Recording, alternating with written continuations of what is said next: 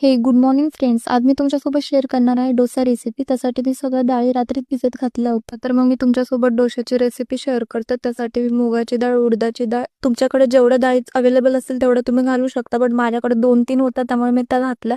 त्यानंतर मिक्सरमधून छान असं ग्राइंड केलं. त्याचं छान असं बॅटर बनलं. त्या बॅटरमध्ये मी हळद, लाल तिखट, मीठ, जिरे, इनो हे सगळं टाकून बॅटर छान असं मिक्स केलं. त्यानंतर पॅनमध्ये थोडं पाणी स्प्रे केलं. त्यानंतर ऑइल स्प्रे केलं. त्यानंतर मिक्स झालेलं बॅटर असं पातळ लेअरमध्ये पॅनवरती टाकून घेतलं.